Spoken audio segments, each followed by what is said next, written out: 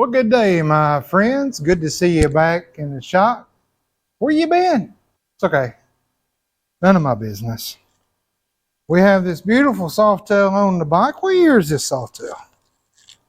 What are you singing? Where's your tag at? Oh, yeah.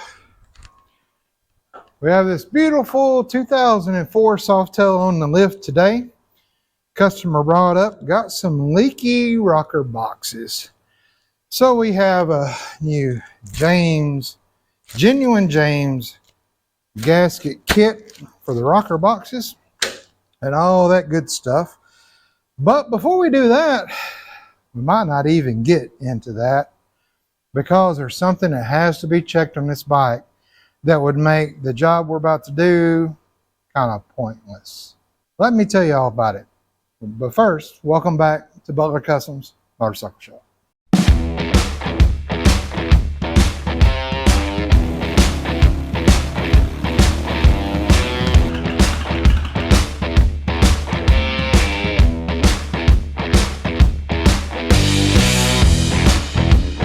Little story time with Kevin.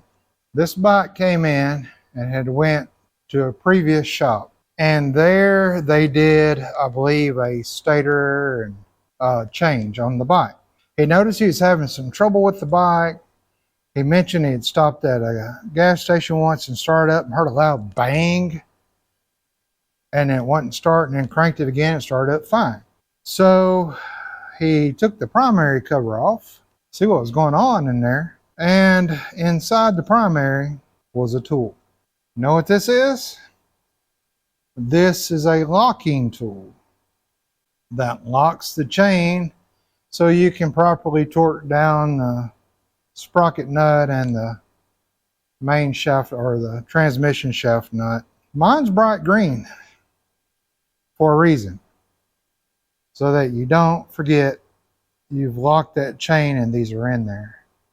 Unfortunately, the shop that did that work left their black step-up locking tool in that primary chain locked. And on these, when if you've ever used these before, you don't lock these from the bottom because that's where your tensioner is. You lock these from the top of that transmission sprocket. Or this way or that way, depending on which way you're turning. So with this locked in, if you forgot about it and then you went to start the bike, ooh, bad things are going to happen. And that's exactly what happened. I felt just as bad for the customer as I did for the shop that did that. But he called them. They said, bring it up, we'll fix it. No charge to you. I said, great. They went up, they fixed it. But he brought it and said, I want you to check it. Something's just not right. I did notice while it was here, after they had just done the work the second time, there's now 3 leaks on my shop floor right under the primary cover. There's one in the front, there's one in the middle, there's one in the back. If you know, then you know. If something was to tighten that chain more than it should be on startup, here's what happens. You have your transmission shaft, you have your sprocket shaft that runs all the way through the flywheel to your pinion shaft on the other side. Something puts excessive force on those, they're going to pull together. There's nowhere for them to go. When they pull together, that's going to blow your seal on the front, your crankcase seal, your seal on the transmission side, that main seal. It's probably going to damage bearings. You're probably going to have to replace races. It's a big deal. He said the chain was kind of ate up. It was supposed to be a brand new chain. So there was a lot of damage that was done. Hopefully they fix it. We'll soon see. But he wants me to check the runout. So we're going to do that first. We're going to check the runout on the sprocket side. Now, usually when you check runout, you check it on the pinion side. If you're going to go to gear drives, instead of a chain drive on your cams, then you'll definitely have to check your runout on the pinion side, because if the runout's out of spec, gear drives would not be good. They would just grind and bang and you'd lose a tooth on a gear drive. But not only that, even worse, The oil pump, because of the gear drives locking in that pinion shaft, and that pinion shaft being a little out of spec, has nowhere to go and will crack that oil pump. And you'll lose oil pressure. And on most bikes that don't have an oil pressure gauge, that can be catastrophic. Now you can check Runout on the shaft side, and there's specs for that. So on the crank side, and that's what we're going to do. I'm still digging and trying to find the Runout tolerances on the transmission main shaft. I'm not having much luck. I can't find it in the book or on forums, but I'll keep looking. If you know, let me know, but by the time you see this, too late. So I'm going to show you how to use a dial meter and a dial indicator. I think that's what they're called. We're going to hook that up, show you how to use that. Super simple, super cheap at Harbor Freight. I think I paid $30 for mine when I bought it. They might have went up a little bit, but we'll be looking at the Runout on that. We're going to do that first because I hate to say it, but if something is really bad and way out of whack, there's no sense in doing the rocker box tops. There's just not. Because this motor would have to be torn down, split the cases, flywheel come out, and probably a flywheel replacement. It's really hard to find anybody that will take old flywheels and straighten out shafts. It's almost impossible to find. So you would have to replace flywheel with a good balanced flywheel. And even out of the box, even if you buy a brand new flywheel, sprocket shaft, pinion shaft, bearings already out, or races already on it out of the box, sometimes you still have to check the specs to make sure they're okay and within tolerances. It would probably be cheaper for him to just do a motor swap. So we're going to check that first. So let's get the bike up in there. Good thing about the Softails that I love, you don't have to take 10 things off to get the primary cover off. So we'll pop it off, but before we do that, I want to get up under there with a light and see exactly where this is leaking. If it's leaking between the inner primary and the case up front, it's a good indicator of that seal, that O-ring, well not an O-ring, it's a seal that runs against that crankshaft, and that's a good indicator that it's leaking. There is some dried oil, but it's not fresh oil coming from that. If we move on down, we can see a leak there. That looks like it's coming from the outer primary. So I don't know if they replaced the gasket or what, but that should not be doing that. When the bike was setting for about a week, it was up here, and there's one back here. Now the one back here, if we look up under there, we can see that it's leaking not from really up here, but from back there. You see all that up in there, back in there? Okay, that is all fresh oil. That is your, I don't know if it was leaking like that before this event happened or after, but it's leaking now. Follow this on down. We don't have any more big leaks. I think the big leak was coming right here and from back here, and there was something leaking from up here, but I don't see it at the moment. This is a T40 on this model bike. Drain plug was good and tight. Let's see what this oil looks like. I hope it's new. Yeah, that's good new oil. Got a little kind of a blue hint to it. I don't know what kind of oil that is.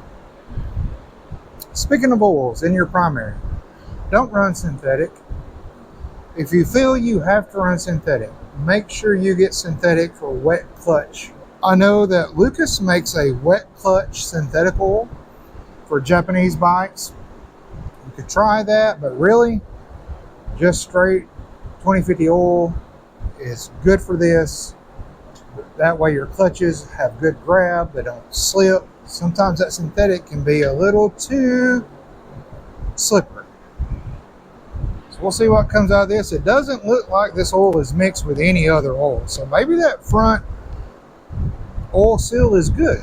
So we'll let this drain on out, and then I'll start breaking all these apart in a sequence, and we'll get this cover here off. and then we can start checking our runout. Oil is drained out, plugs back in. This is it's got a green tint to it. I've seen that oil before. I can't think of the name of that oil. It's not Amsoil. Somebody tell me. It's a certain brand, and it's green. And I can't think of it. I'm going to go ahead and pull this inspection cover off here. So I believe these have the long bolts that hold it to the inner primary. And indeed they do. So you can't take primary off unless you take that right there off. And there'll be one more, I think, right here. There we go. And then this one's a short one that just holds this cover on. But it looks like this cover was leaking as well. He got the bike out of their shop, and I think he rode it right over here. I don't see any blue Loctite either. Now look, I ain't gonna talk bad about no shop. Nobody in this world is perfect. There was only one man that was ever perfect. So I'm not ever gonna badmouth anybody. Every one of us mechanics, we make mistakes. And we make them quite often. And I'm glad the shop was like, we're going to try to fix it and make it right. So that's good. And I don't know the shop. I've not heard of them or been to them or know them. So they might be a really good shop.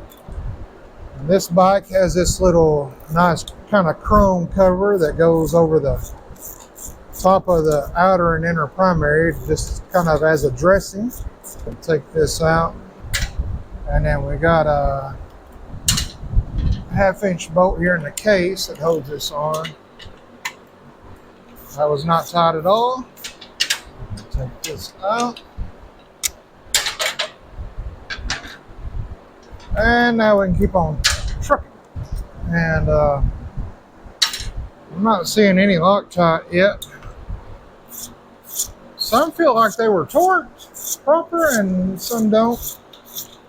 That might be the cause of the leak, but I'm curious to see if there's a new gasket in here. And our last bolt here will hold the primary because she's ready to come off. So here's the primary chain. We put a new shoe on. He said that the other shoe was broken.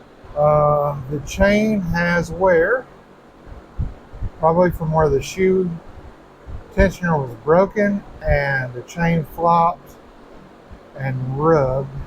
If you look at that, I'll try to get you in there. You can see the wear marks on this new chain. It does look like a new chain. And so now we got to pull the basket off, the compensator, sprocket nut off, and the gears and all. The whole thing's going to come off. We'll loosen this after we get the nuts out or loosened. And then we'll get our dial indicator set up. It's just standard thread. Okay, we'll leave that sticking in there. I use a 1.5. I think it's just a hair smaller than the 1.5, but that works good. Now we will actually tighten this one 1 3/16. And we'll bring that one all the way on out. And now we can loosen our 9/16 lock nut here. What am I? Oh gosh, I got a 5/8. Thought that felt awful big in my hand. 9/16 lock nut here for our tensioner, and it'll drop down. That's all you need. Now we can go ahead and spin the rest of this off. And now this whole assembly is ready to come out. Just kind of wiggle this hub out a little bit. Sometimes they get a little stuck, and you just got to kind of wiggle them off like a stuck tire on a car. Just pull that off, being careful of your shafts. You can actually lay this in your cover very carefully on the inside, of course. So it took me a little break real quick. I forgot about my haircut appointment, so I went and got my ears lowered. And while I was out, my new audio stuff come in. You guys have been so good to me, and with all your subscriptions and comments and likes and thumbs up and sharing, it's really helped my channel. And I'm just trying to invest that back to give you guys better quality videos. And the mic that I have been using is a good mic, but I wanted something with a little bit better sound quality. And I studied and researched, and the DJI, I've had my eye on that for a minute. And so I decided to pull the trigger and upgrade to the DJI system. It's really good. I can sit here and watch my monitor levels on my sound. Also, it comes with a little cool magnet, what are these called? Transistors, maybe? Receivers? I don't know. But I can move this around anywhere when I wear t-shirts. So it doesn't have to be a button up with a little clip. And my other one I clipped on my t-shirt and it would kind of hang weird angles. So hopefully this is a little bit better sound for you. I might have to tweak and work on the sound. It's got so many different options. But I did that. Now, let's get into the runout. We're going to check the runout on the crankshaft and the runout on the transmission shaft. Now, runout is very important on the pinion side. So usually on the pinion side, you will want to definitely check runout on a twin cam, especially if you're going to go to gear drives. You got to know the runout. You got to know it's within spec. You add a gear drive with the pinion shaft out of spec, it will indeed bust your oil pump, tear the gears up, cause you all kinds of troubles. Go to Harbor Freight. This is a Pittsburgh dial indicator with flex stand and clamp. I think it's like 30 bucks. Very affordable. Even if you use it once, it's worth the money. So I'm going to open it and show you how to use it, how to set it up. Now, when checking the crankshaft runout, when would you want to check that? Well, usually you'd want to check that if you're having issues in your primary. Maybe you have a compensator that keeps breaking no matter how many times you put a compensator in. Maybe you have trouble like we did on this bike where somebody left a tool in there. And, you know, thank the Lord that that tool didn't hop up inside the chain while he was riding. That could have been very dangerous. That would have locked the rear tire completely up. So just as a precaution, he wants me to check the runout on the crank side and the runout on the transmission shaft, because if that tool was left in there and they started it, it would have pulled the things together. Then that could have damaged the crankshaft. Fortunately, we didn't see any leaking up around the inner primary of the crankshaft where the case meets the inner primary. The transmission seal is leaking now, so we will have to check that. Now, when we check crankshaft side, that's usually done with the flywheel out of the cases. It's put on a stand, and the reason for that, let me show you right now. Okay, so I got you here in front of my iPad. I have the service manual pulled up, and you can see it's got crankshaft runout, and it's got a runout for the pinion shaft, which is, of course, 0.000. That's perfect. And then 2/1000s. And then it's got your millimeters here. Now the service limit for the runout on the pinion shaft is 0.003, so 0.003, or 0.08 millimeters. We're not checking that pinion shaft. The runout on the crankshaft side is at flywheel rim.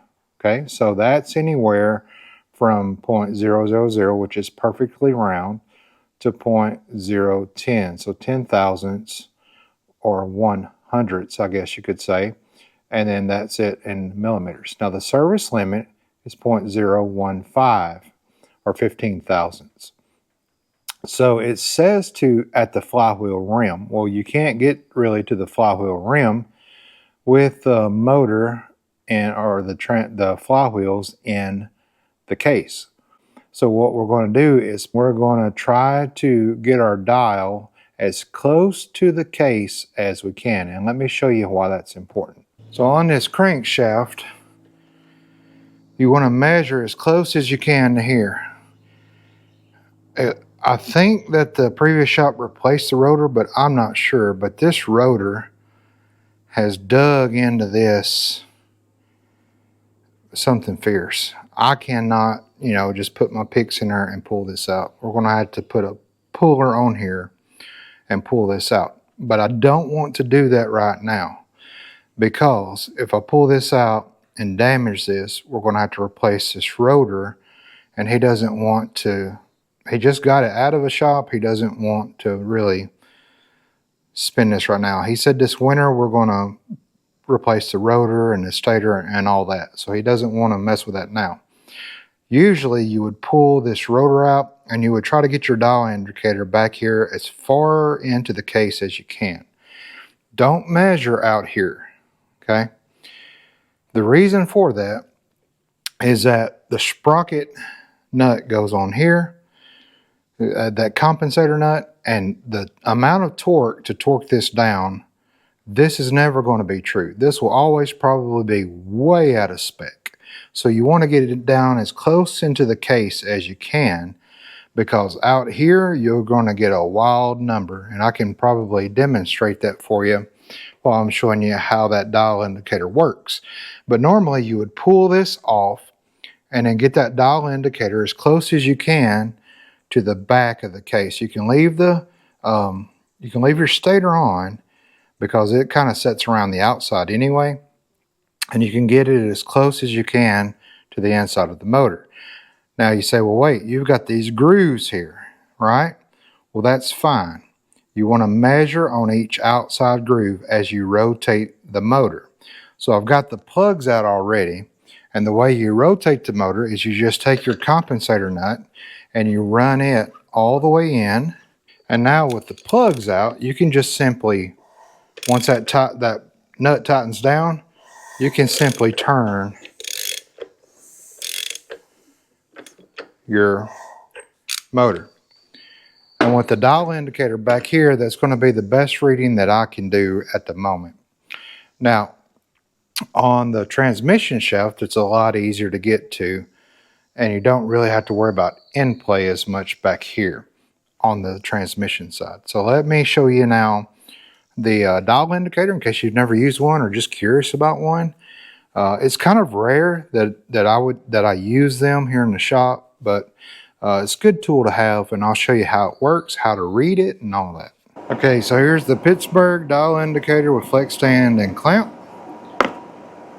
And then this will be what comes inside, some instructions for you. Here's your stand. This is your clamp that the stand screws in, and then this, of course, is your indicator. So on your indicator, let's talk about this for a little bit. This indicator, you can actually loosen this up here, and actually turn this dial, okay? So you can turn this dial anywhere you want to where you can find zero. So if you put this on your shaft and it's maybe up here, you can just turn this dial for your zero. Now when you go here to zero, then you can lock this down. This up here you can use to adjust the slide. Then you've got this little dial here. The little dial shows you the rotation. So if I go up, that's one rotation of the dial, 2 rotations of the dial, 3, 4, 5, 6, 7, 8, goes all the way up. That shows you per inch of the dial, I believe. Over here, let me kind of take this up a little bit so we can see these markings. So you'll want to read the dial by this indicator. So each little mark in the dial is 0.001, so 1/1000ths, each little dot, or each little mark. And so if I'm at 0, like now, and this goes up to the 10, okay, then you would take 0.001 and you would times that by 10, and that would be what your reading is. So this dial indicator goes from a 0 to a 1 inch. So all the way around the dial back to 0 is an inch. Okay? So that's how this works. Now there's 2 mounting points for this. You can mount it here and you can mount it up here.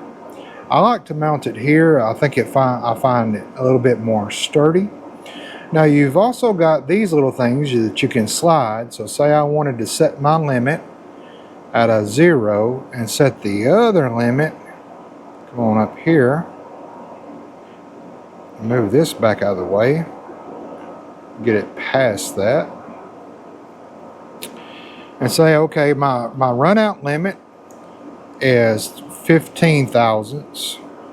So I'll go down to here where the long tip is, and there's my runout limit. So I know if I go over that, if I go up to here, it's out of spec. So I usually don't use these. I just kind of leave them out of the way somewhere and just move this and read where it's at. So what you'll do is you'll take your clamp, you'll find a good place to clamp it at. I usually use a cloth towel or something, clamp that down on whatever I want to hold it at. Then this long thing screws into here. So we'll go ahead and screw that in. It's usually easier if you just move the grips, lock that down good. And then this side here you can take out, and then you have this little kind of jaw here that then I can run this in, tighten this down, and it catches that and holds it real good. Now I can also take this completely off and run this through here and then tighten it down, but I kind of like this. It kind of extends it out. Now this is going to be real flimsy, and the way that you tighten this is with this knurled knob here, and as I counterclockwise it down, tighten it down, what it does is it stiffens this up here. Then on this side I can lock it down even tighter, and now this doesn't move at all. So that's basically how it works. It's a really good cheap system and tool. So let's go over on the bike and find a good angle to set this up at. So now that we've checked the crankshaft runout, thankfully that was good. Now we're going to move and check the same procedure. Check this back here. Alright, it is a reverse thread, and it is the same procedure. Now what you'll find on this transmission shaft, you want to make sure it's in neutral so we can spin it with our hands. Now you could put a wrench on there, but it's kind of cumbersome. These splines, they're pretty sharp. So usually the dial indicators do not work good on these splines. But what you can do is put it on this nut, and it's nice and smooth, and that'll give us our runout on the transmission shaft. Now the transmission shaft doesn't get torqued down like the crankshaft, so it usually is pretty well within spec from here. If you got a dial indicator that can get back here, that would be ideal, but usually my measurements from here turn out okay.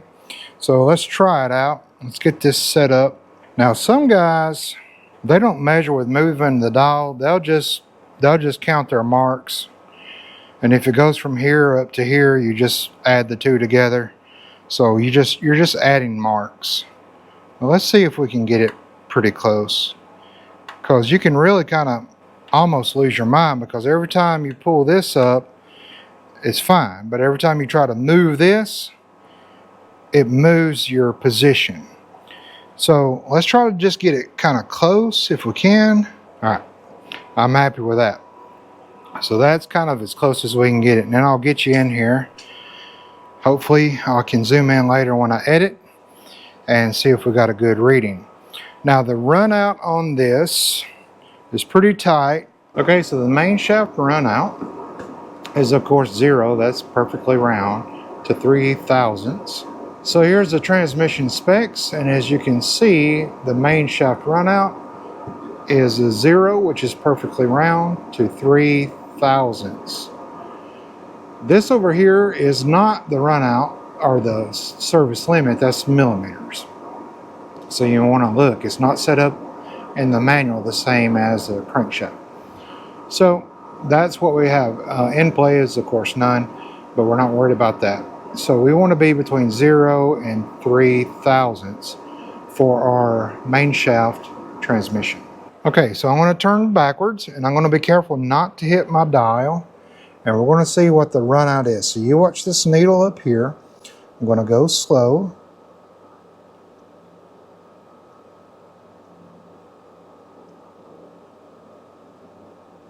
Okay, I got up to 1 thousandths.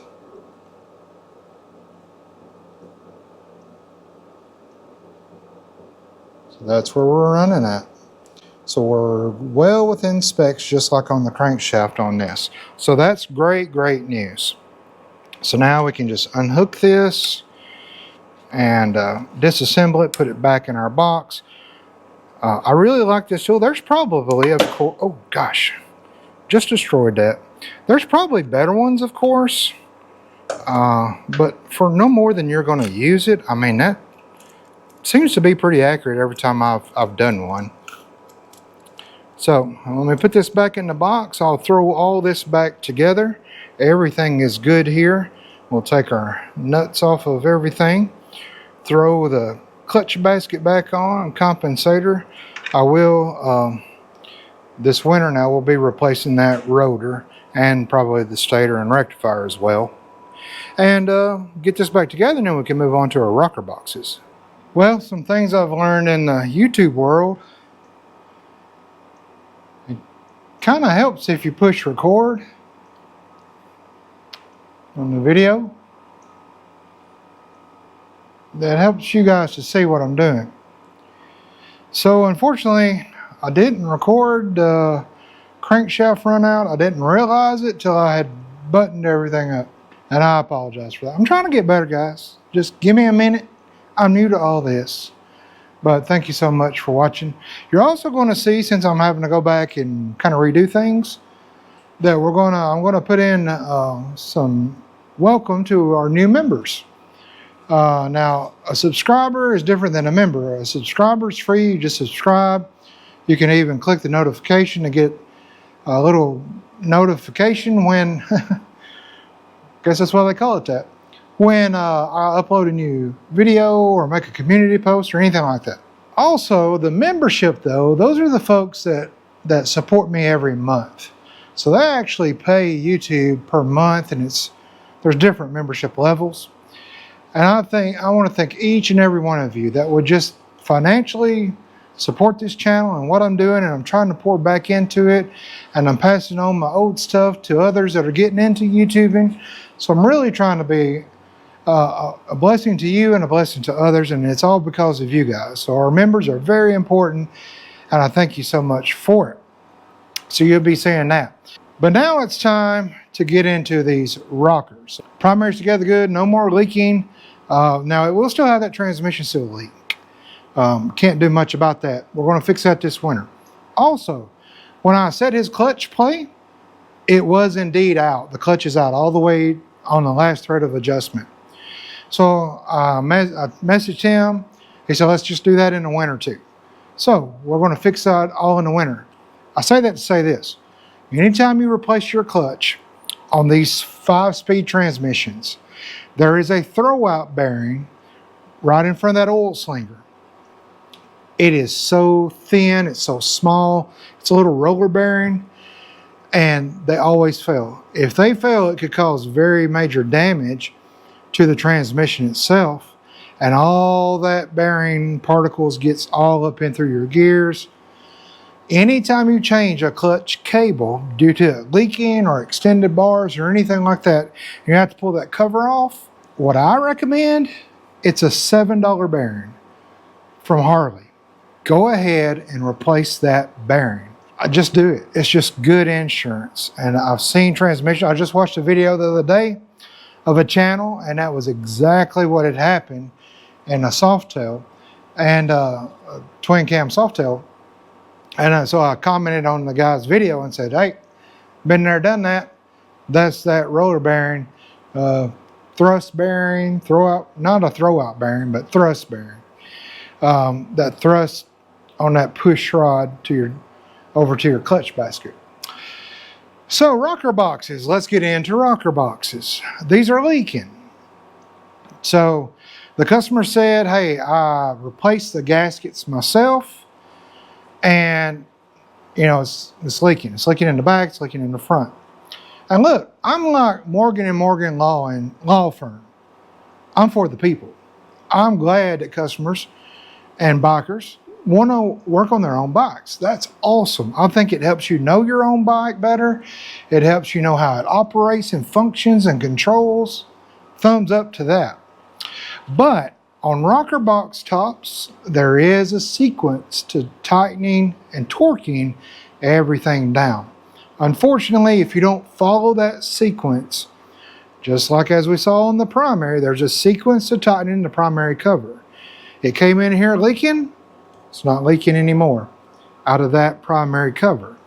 So just like anything else, torque specs are important and torque procedures are important.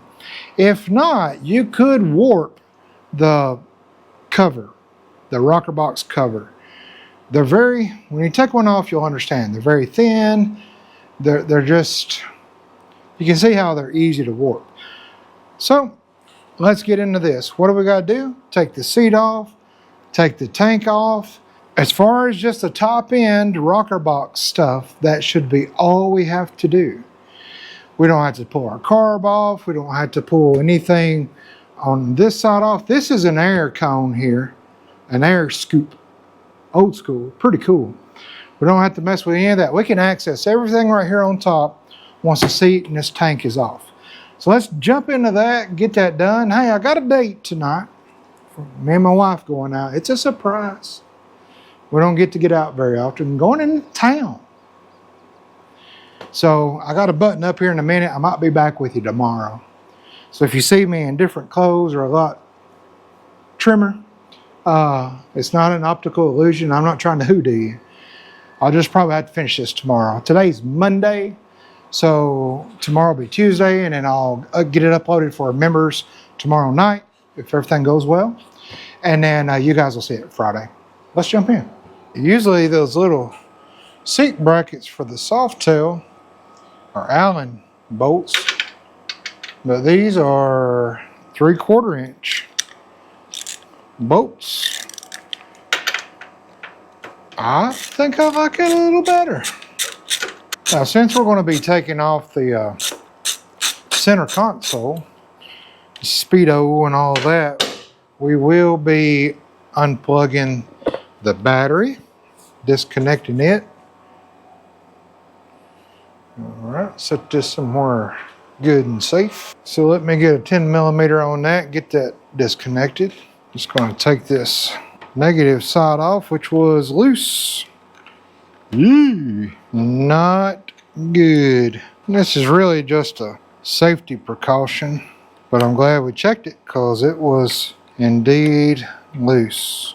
I never liked how Harley put their batteries under the seat and then don't leave enough room to get the post out or to get the little spacers in or to get, it just seems to me too tight of a spot. Now we can start with our centerpiece, which is just this bolt here. And there's a little cover in here I like to take off just to make it easier to get this off. That was a T25. I tell you what, the weather is, gosh, it's been beautiful here. The mornings are around 65. The high is like 82, 81, 83. Humidity is low. I can handle the heat. I can handle the temperature.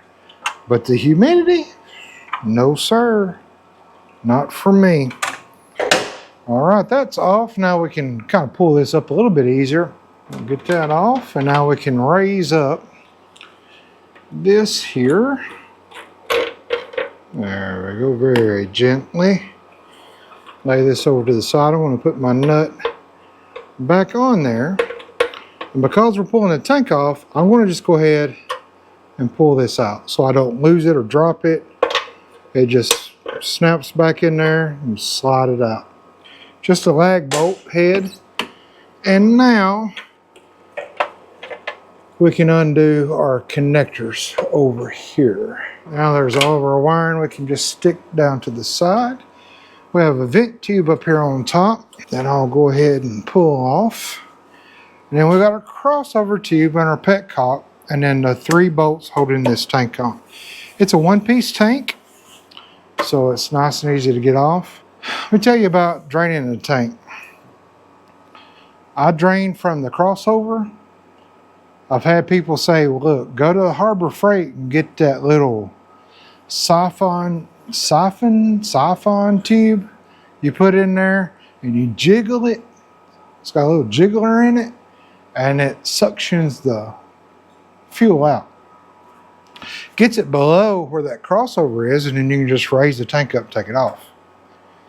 Don't do that. Do not put those in your motorcycle tanks. It's got a little brass piece on the bottom, and I have heard so many times you have to jiggle it, and then the jiggler, the brass piece, falls off inside your tank. It's brass. You can't run a magnet down in there to get it out. Then you're in big trouble. Then you're pulling a tank and like dropping a pick in a guitar trying to get the thing out of there. So don't do that. They have battery powered ones. Let me show you. They have these at Harbor Freight, I think about $12, and it's battery operated, and it pulls gas up from here, sucks it out of there. Only problem is this doesn't go down inside the hole for your tank. So no good there. So that's why I always just break the crossover tube free and drain it from both sides there. Just got a jug sitting down here, a big fat line, so I can kind of stick it up in there. I want to take this crossover off. I'm going to take a pair of vice grips and clamp that so gas doesn't come out the other side, and jam this, ram a jam of this up in here. You're going to lose fuel. So make sure nothing is on your lift that you don't want fuel on. Like the speedometer I got sitting down here. Now I need to move that. And I had a nice pair of little vice grips, little needle nose vice grips. And they just got up and left one day. Haven't seen them since. Doesn't sound like much fuel's in here at all. We might be okay to just raise the tank up and not have to do much of this. Easy enough. Now, if your crossover tube is old, which this one is not, but if it is old, you'll need to replace it. And, you know, spend a couple dollars to replace it anyway, especially if you're going to clamp it like this. So the Softails will have a bolt on one side and a nut on the other that runs all the way through the frame. So we'll just take this nut off. I don't think much fuel is going to come out this side, but let's see. Whoop! Whole bunch. I was sadly mistaken. Now I'll pull this hose out. It will leak a little, and then we can just go ahead and raise the tank up. Pull it back. I'll pull it up, and I forgot the petcock. Like I was saying, nobody's perfect, guys. I forgot the petcock tube. Y'all were probably screaming at me too. Take the petcock tube off. Crazy guy. There we go. This can raise up. All right, now underneath here, we have the fuel level sending wire. And it's just a little simple connector that you can just clip off. And you'll also have this vacuum wire here that activates the petcock once the carburetor is cranking or sucking. All right, so we got our tank over on a nice table with nothing else on it. I'll put the cap back in the tank so nothing gets in there. I got the crossover holes pushed over on it, back up on it, so nothing should leak out. And now, as you can see, we have access to everything we need. There's nothing else we need to take off this bike. We have it all right here. So let me show you where it was leaking from. The gas might have wiped some of the oil off. Our first leak on the rear was back here. leaking up here and down here as well. Our other leak was on the front, coming down right here and right here. So what we can do now is just start taking off these covers. Now, since these covers are torqued in a sequence when you put them on, I think it's a good habit. Some people say it don't matter. I think it's a really good habit to go ahead and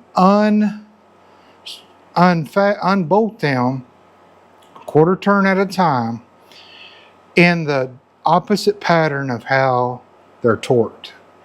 So we're going to pull up the schematics on that, look at how they're torqued down, go in the opposite order of taking this off. Also a good time to check out other things here, sensors, hoses, lines.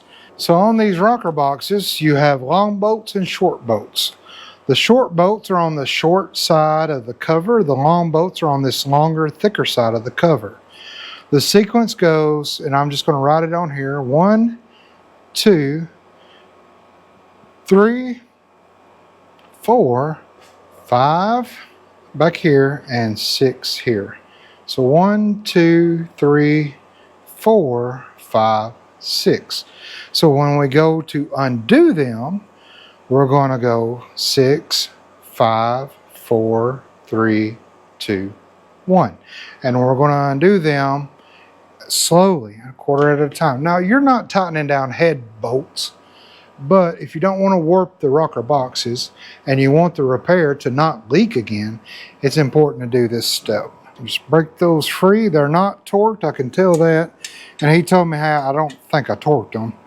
And this one is way too tight. So just break that free.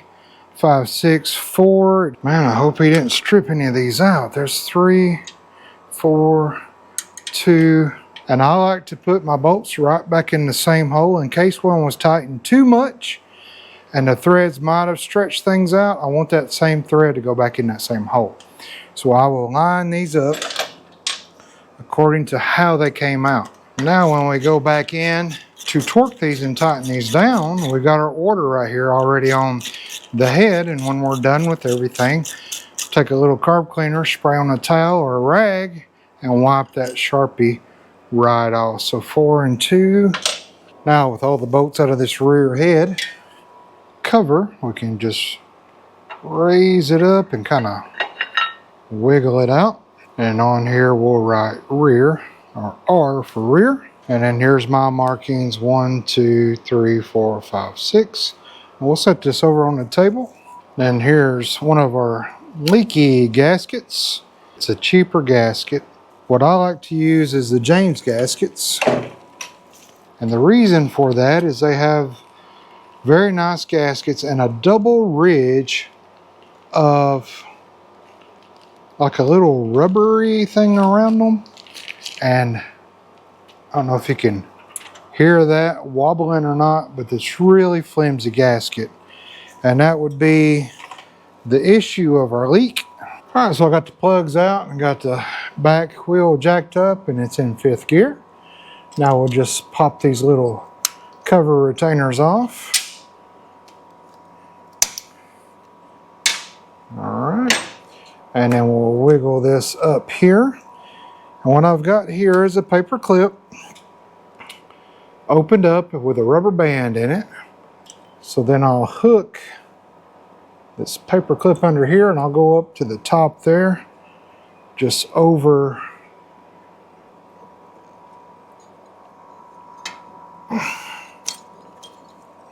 there we go. Get this all the way up. Get this in here. Take that up. And that right there is a simple way to help hold up these pushrod tube covers. And now we can take our fingers and just spin these tubes. Huh, wow. And surprisingly, they're both off of a lobe. So they're both at the bottom of the cam on this rear cam, and I'm able to spin them with my fingers. So that's great. There's no up and down movement.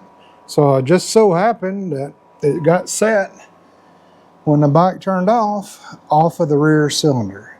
And I can look up top here and verify with my peepers that yes, indeed, there's no tension on those springs, and one push rod, one rocker arm up and one push down. They both look even, and I can turn this down here. Now we can go back up top and we can start disassembling the top of our box. So I like to just take it in order that the book breaks it down, and that is taking this breather off first. All right, that should make life a little bit easier. Now, once you get the bolts where they'll come up, you'll notice the front one can come out, but you'll notice this back one cannot come out. All right, there's not enough room, even on the Softails, to get it up and out. Even if you try to angle it, it's just not worth it. So just leave it alone, but make sure you can pull both bolts up. And what I'm doing is just kind of a crisscross pattern. This bottom is not under a great amount of torque, as you'll see when we torque it back to spec. And the good thing is the front is just like the rear. So once you see me do this rear, you're good. Okay, that's loose, and we'll go back here to this one. Then we have this one here, and then our last one is right here. And again, as my habit is, it might not make a difference, but I set these out to where these will go in the same hole as what they came out of. And then our last of the 7/16, so there's 6 of them in here. Now the only bolts left holding this entire assembly on is these 2 and 2 in the back. So I will go in a crisscross pattern, just breaking a quarter turn at a time, because these are your important specs here. And those feel like they are way too tight, extremely too tight. Oh, man, those are way tight. All right, now everything's loose and off. Again, I'll keep these oriented to go back in the same hole. Now, it's okay to use power tools once you've got things broke free, but don't break things free that are torqued down in an internal motor with a power tool. But if you want to get a little gun and zip the rest of it out, that's fine. Now, on this back side, you won't have room probably for a ratchet and socket. Well, these bolts are long, longer than you'd think. Now we can kind of move the rocker arm, the whole assembly, to the front and left. And I think we can get this one bolt, wiggle it out maybe. Yeah. All right, so this is the bolt here for this back side and the front. Okay, now everything is off. I am gonna just go ahead and take this whole assembly here up and out. We can leave our bolts in there. There is an O-ring down here that just fell on the floor. And now we can just simply remove this right here and bring it out the back. So clear it up over the push rods, over the springs, and bring it right out the back. That's where that O-ring sets. That'll come in your pack. And then here is the gasket. Now, what you can see on this gasket, if you do this enough, you'll see there's some like red gasket material there. Okay, it did not come on this. So what this tells me, and if you look at the back of this, see that red gasket material? Okay, this is old material off of a different gasket, a James gasket. That's that red rubber ring that goes around there. And if you don't get this off, then this cover will not set flush on the head. And that's exactly probably what happened. It will always leak through these little things. They're easy to get off. You can use your fingernail to do that. But that's got to come off. And if there's any material on this head as well, that has to come off. Don't go cheap on the gaskets. Especially if you're doing it yourself. You're saving yourself tons of labor. So just take a little upgrade in gaskets since you're saving so much in labor, and make sure you clean everything well. I suspect probably the front one is like this as well. They just didn't get the gasket material off the bottom. Pull this off, slap the gasket on there, and put it back. And that happens quite a bit. And then these real flimsy gaskets are a no-no. This is the position of the new rocker arm housing gasket on the cylinder head so that the breather channel figure 37 is covered, and install the gasket figure 38. So down here is figure 37. This is a very poor PDF of this, but here is the breather on the head, and then you'll cover it. So if I was working on this cylinder and the breather was up toward the front of the bike, then I would do it like that, where the breather here is covered. If I put this on backwards, then this breather is exposed, okay, out here, and oil will not return the way it's supposed to. So this is designed, you can see this little kind of round lip here, and then here, and then here. So it's designed to match up with the curve in this, the cutout in this, and go over that. So if you know that, it's easy to keep them from getting messed up. So let's go ahead and go back over there and put this on, and you can see it more on the head. All right, so here's a little cutout right here for your oil return. So your gasket is going to go on following that cutout, okay? So just like that, the breather filter goes through there, oil, and then down into that hole. If we were to accidentally put this on backwards, you'll notice that all the holes for your bolts line up, but all this is exposed now, and oil will not return back where it's supposed to return. And it's really not an oil return. What you have here is the oil that the breather catches. It sends out here in a mist, goes into this little bolt with a kind of an arm on it, and gets returned back into your air filter. It's kind of an emissions thing. Some folks will run a catch can down here, but what this does is it allows the head to breathe, so pressure doesn't build up in there. So if your gasket is put on backwards, that would not be good. So we're going to go ahead and set this on there, just like so. And it might not set up there if the motor's in the bike, but it'll be fine. Just kind of throw it up on there. Make sure you have it oriented correctly. And then we'll take our cleaned up bottom and cleaned up the top. And then I'll go ahead and slide it in from the back carefully, getting it over the push rods, over the valve springs, and just set it down there like that just for the moment. And now, as soon as I set this cover on, I immediately oil up this O-ring and stick it in there. Can't tell you how many times I've had to go back, take things off because I forgot to put this in.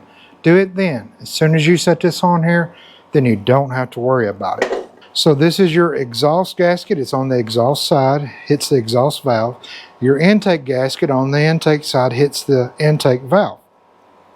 So you'll simply hold your tube assembly and just pull this up, and then just set it back down for the moment. This is your pushrod tube. It's composed of basically 4 or 5 parts. You got your little spring. This actually comes up, and that's what your little retainer clips clip up under there and keep pressure on this tube and keeps it locked in.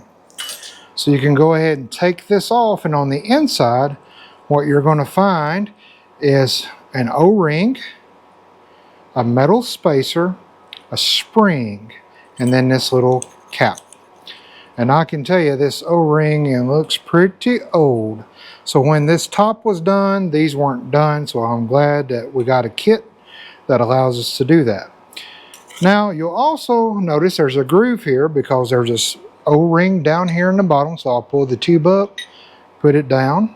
Okay, so that goes in the bottom, and I like to just go ahead and put that on. And then there's one in the top, pull this all the way out. Okay, and it's a yellow one. So yellow on the top, blue on the bottom, a black in the middle.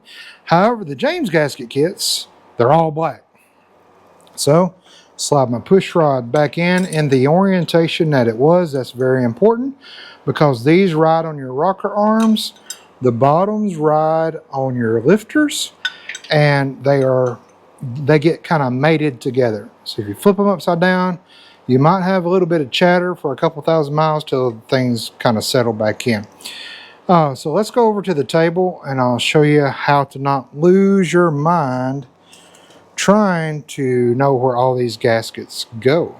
Alright, so here's the tube we just took off, and you have your blue at the bottom. Take this out and push that down. You have your black one. You have the metal washer. You have your rusty spring. They're always rusty. You have your cap, and then you have your yellow at the top. And so that is really all there is to that. So we'll just clean everything up. So the James gaskets come like this, with all of this in here. Alrighty. So the reason I like to lay it out is that I can go and take this and match it up. Okay, there's that one, and we're going to do 4 push rods, okay? So I've got one there, one there, one there, and one there, because you've got 2 on the rear cylinder and 2 on the front cylinder. That's why you see so many gaskets. Now we've got a bigger gasket, so we'll go try to find our biggest one there. There's 1, 2, 3, and 4. And then we have a smaller gasket that is about the same size as that, but it's thicker. So what I want to do is move these over here for that one. And then move these over here for the smaller one. Okay. Now I can take my oil can, just a couple squirts of oil, and I'm going to go ahead and just oil all these up while they're here in front of me, and while they're laid out in order, and while James Gaskets provided me a nice little mat here. Even though they're all the same color, it's easy to see why we do this and why I do this. It's just a good habit to get into, and you don't wind up, if I put this thin one up at top and this thick one at the bottom, it's going to be really hard to get this seated back on with that retainer, and it could leak because it's thinner at the top than it needs to be. So we'll go ahead and put this together. There's my top. There's my thing there.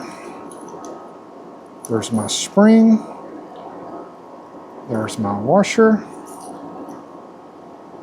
There's my O-ring that goes inside.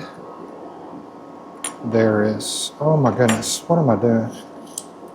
I just put the old one back on, didn't I? Yep. There's a new O-ring. Goes on inside like that. And then this slides on, and then here is my new gasket. Okay. So this is how we will put it on. It's already ready to go. Now what I find is sometimes it's easier to take these and set them in the groove of the tappet lifter, the lifter cover. Sometimes it's easier to put them on and set them in there that way. It's really same difference. Same for the top. It's easier to just kind of push them up with your thumb. Some say no, I like putting them on there and then running this up so I know it's seated. As long as it's seated well, it doesn't really matter. So I want to go throw this on and do the other one while we got the rear apart. And I want to leave this over here so we can do the front as well, because they're already right here lined up, ready to rock and roll. All right, now let's talk about this breather assembly. So what you have here is your rocker arms. Push rods come up and hit here, push down the springs for each valve. Then you have this assembly that sits in here with the two bolts that go through this rocker casing and into the head. So we'll set this aside. Of course, we will clean all this up where the gasket's going to set around here. Now we have this assembly. We'll take our bolts out. And the gasket that was used was just a single gasket like that. This was not replaced. That's been on there a good minute. You have your filter here. And as you can see, it looks like it's captured some moisture, so that's good, it's working. And then when you take this top apart, you also have a gasket here. And this is what I'm saying about using these metal gaskets. So while the bottom one wasn't replaced, the top one was. And they're easy to get off. If you use the paper ones, you're going to scrape and scrape and scrape and scrape. And then we have our little umbrella here. Now this umbrella looks fairly new. It still has some pliability to it. So you can either leave this alone or you can pull it out and then pop a new one in. The kit comes with new ones. So alright, so we just poked our new umbrella in. Make sure you put it for when this cap goes on, it's like an umbrella. Keeps you dry under here, so just remember that, okay? And then what this is designed to do, when pressure builds up in here, it lets, be still, it lets the air out. So again, clean all your surfaces up that gaskets are going to go on. We'll grab us a new filter here and stick it up in there. They come a little tall, so you got to kind of push them down in there like that, where they're kind of nice and flush.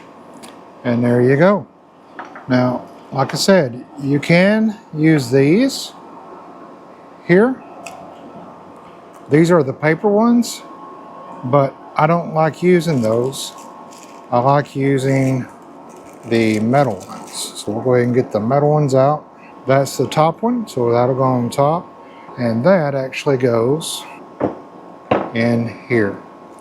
So we'll set that in there. We'll then take this with our breather and set that down there. This goes on top. Another gasket.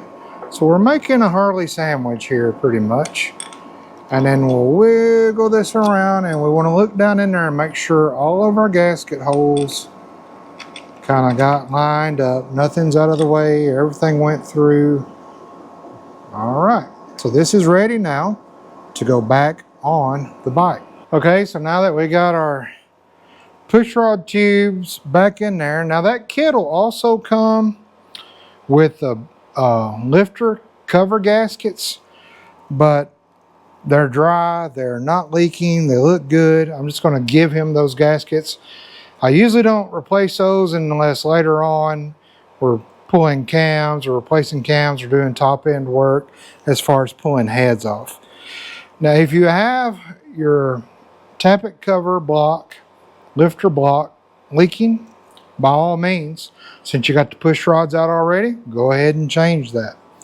So these are back in, the covers are back in. Now we're ready to go ahead and take this with the bolts in it, and our O-rings already sitting in there. We did that first, and now we'll just simply kind of slide this in and set it down nice and easy.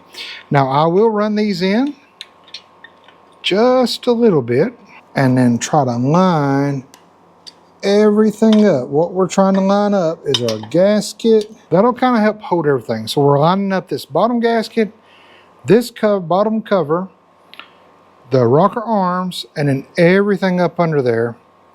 And now we can get to our push rods. We can make sure they're sitting in there good.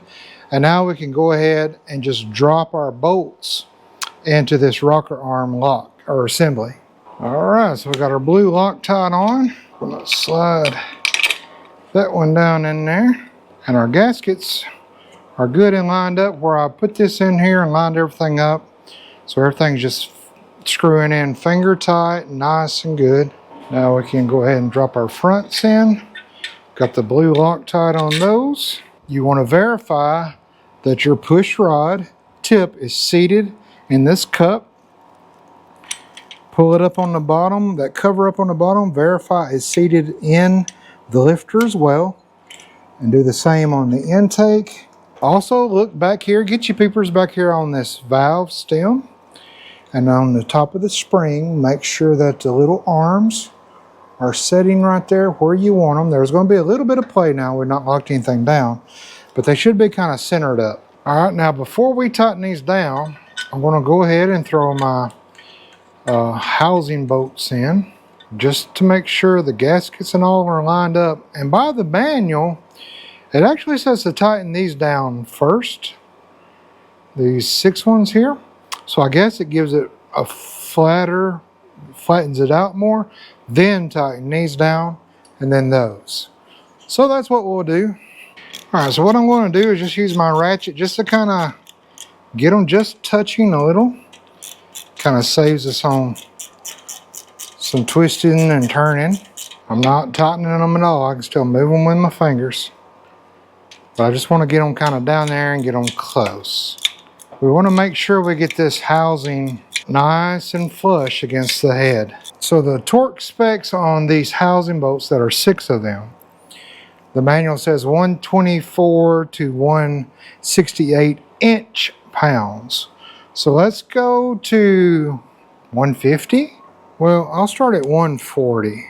Now there is a torquing pattern to these. So what I'm going to do, I'm going to get this tight. There's 140. That's 1. Number 2 is this far back corner. And then number 3 is back here in the back and the front. All right, it's 140. And then number 4 is here in the front on this side. There's that. Number 5 is back here. And then number 6 will be across from us here. I'll probably go around, just kind of check everything, but that's 140. I'm happy with that. I really don't want to crank on it much more than that, because some of them were super tight, and I just did not like that at all. Now we're ready for our rocker arm bolts. I think they're called the support bolts. They're torqued to from 15 to 18 foot-pounds.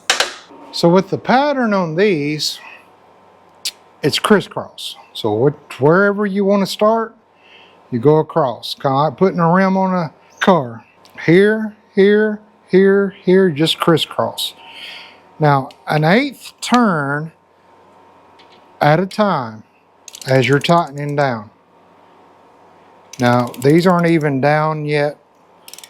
The bolts aren't even down on the housing yet. So when I see that start to move, I'm going to stop. Now, on this back side, you're not going to be able to get a short socket up underneath it. So I use this 1/2 inch adapter here. It just snaps on there. And then it lets you torque in tight spaces. So that's all the space I need to get under to torque. So it comes in really handy. And I guess I should have had you over here on this side so you could see it in action. But right now I'm just kind of getting the bolts down to the housing.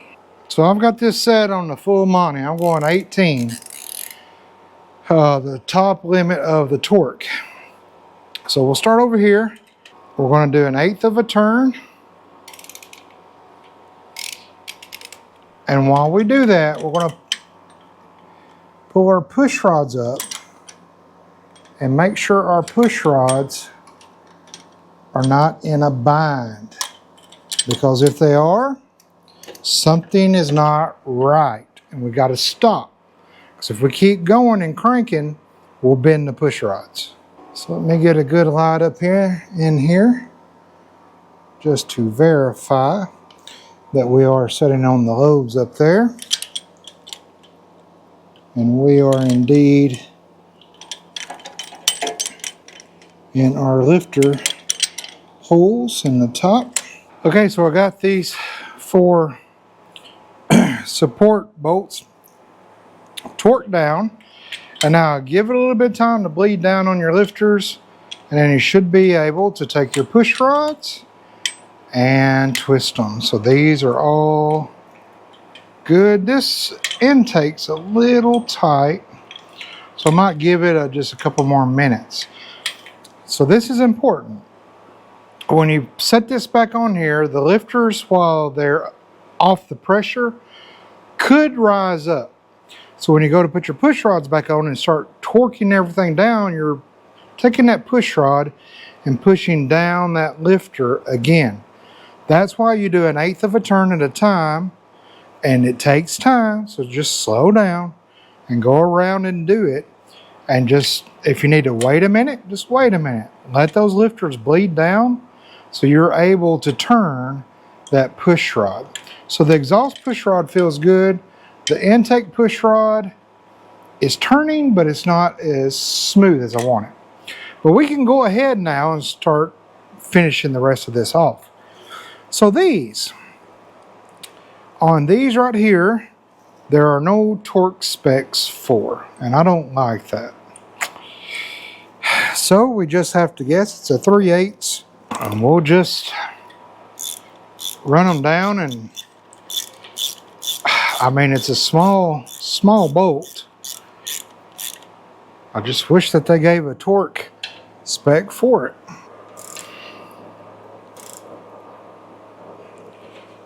Feels tight to me. Now we did blue Loctite everything, so that's good. Feels tight to me. That's about as far as I want to go on that. I just wish they'd give some specs for that. I looked all through the manual. They're just not there.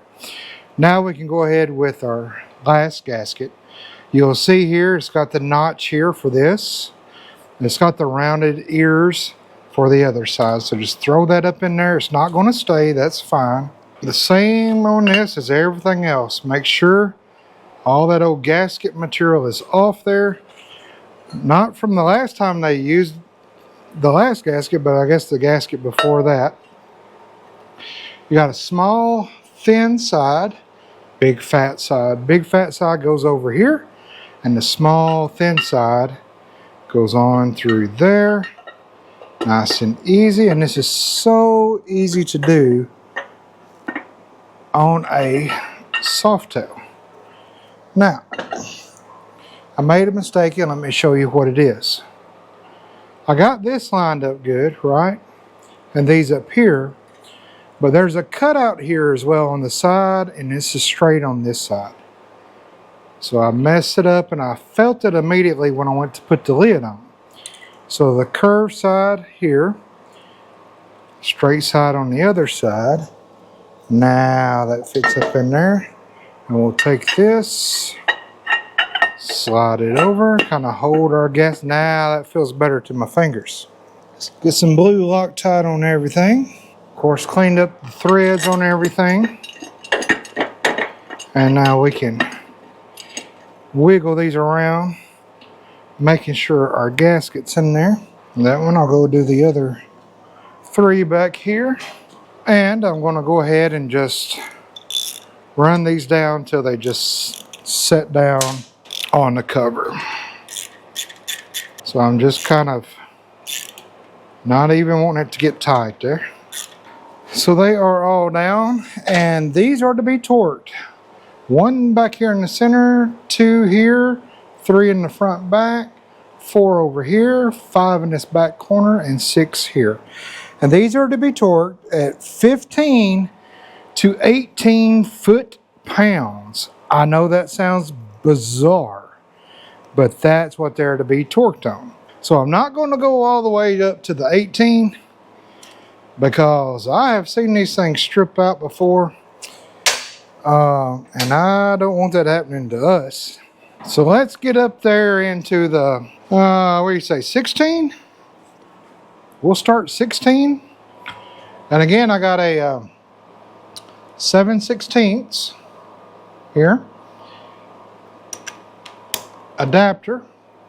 And now I can get back here. Let me see, number 1 is back here. And I'm just gonna start a little at a time. That's a lot of torque for these covers. It shocked me the first time I worked on a twin cam motor, and I had to double check, triple check. I was just so nervous. But you got to understand, you're going through 1, 2, 3, 4 parts being smashed together. 2 gaskets. That's tight for there, but it's hadn't torqued yet. So it's a lot of stuff, you know, being kind of sandwiched in. And what this does, this pattern and the torque procedure helps to assure that we get a smooth, level seal, not just on one gasket, but on all gaskets. Now 5 back here, and our last one 6 right here. If you're using these adapters and you're torquing, some people say, well, you know, that messes up your torque specs. But as short as these are, it really doesn't. What you want to pay mind of is make sure to use it like it's one tool. So straight, you put it on there, and then you get your torque. Don't try to use it like this at an angle or back here at an angle. That will mess up your specs. So okay, let's just go ahead and assure we got all these torqued down good. Yep. All right, guys. Look around, visually inspect. Make sure you clean this head off. When I use the carb cleaner and the paper towel or the shop towel, let me get that. All right, so just spray a little carb cleaner on my rag and just wipe up under there. I wipe around the sides, and it took all that just right off instantly. And it also helps kind of clean up the heads up in a spot that you usually can't get to because it's right up under the tank. But I'm doing this so that we can see if we still have any leaks after our initial startup. It could be that a cover's warped, and it's warped so much that it's leaking, but I don't think so, because usually you'll see it when you're torquing things down, and one will get torqued, and then 5 spins later the other one will. So, and that didn't happen, so I think everything's good. Now that we got the top done, everything torqued down, we can raise this up, and there we go. I can spin that, and I can spin that. Oh, that's nice. All right, so these are done. Now we just push that in. We'll take one of our clips. We'll take a flathead, and I want to kind of pry that spring down and raise this part up. And I want to look up in there, and I want to watch that seat up there where it should. Nice and good. I'm going to go ahead and do this back one as well. Yeah, good. Put the bottom in. Those are snapped down. Those are all up in the top. And then we'll drop this little spring down. Put our little locker up there. Take our flathead and go under. And wiggle and snap. And then align where we want it to be able to access it next time. There we go. And then we take us a rag and clean that off. Then we can do the same. Do the same to the other side. Stick that up in there.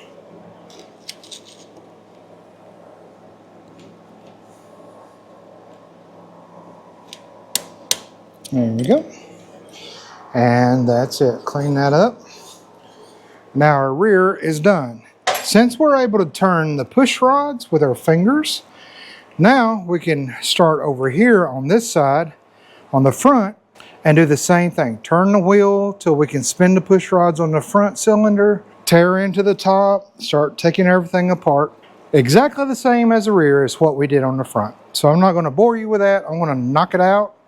I want to put the tank back on. I want to put the center console back on, the seat back on, the battery back installed, and then we'll fire it up and we will look for any kind of leaks. But I think everything went together well. It was a good seal. So hopefully when I see you back, I'll be giving you a thumbs up. Okay guys, I just want to show you something here. I'm taking off this front and I got the cover off, and look, the gasket is on backwards.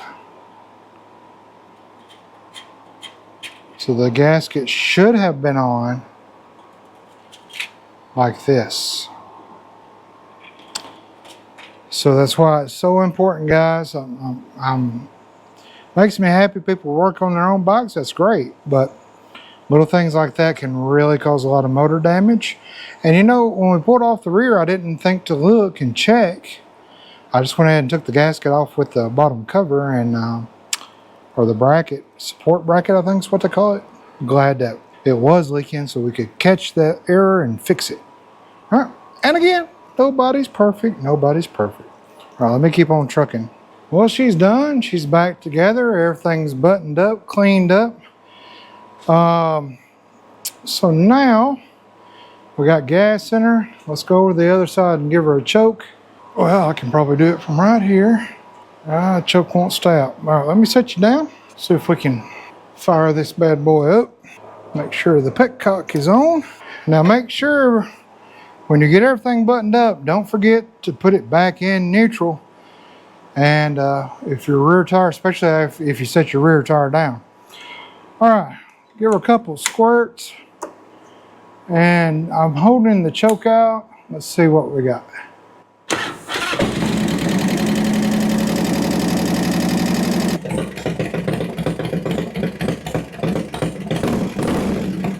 All right. I don't see any leaks. Everything looks good and tight. All right, I say that's a success. All right, well, thanks so much for hanging out in the shop with me for all the things that we got done on this. That primary side, the run out, the new gaskets, nothing's leaking. Now, it's a little chatty, but that's, you know, we drained all the oil stuff and it's got to build back up and make sure we got good oil pressure in it. If it continues to be chatty and doesn't quiet up, we'll bring it back up and take this rear back off again and, you know, see what's going on with it. Everything went back together fine and good. The front's real quiet, the back's not, so maybe just got to build some pressure up. So, thank you so much for wrenching with me today, and tell your mama now I said hi.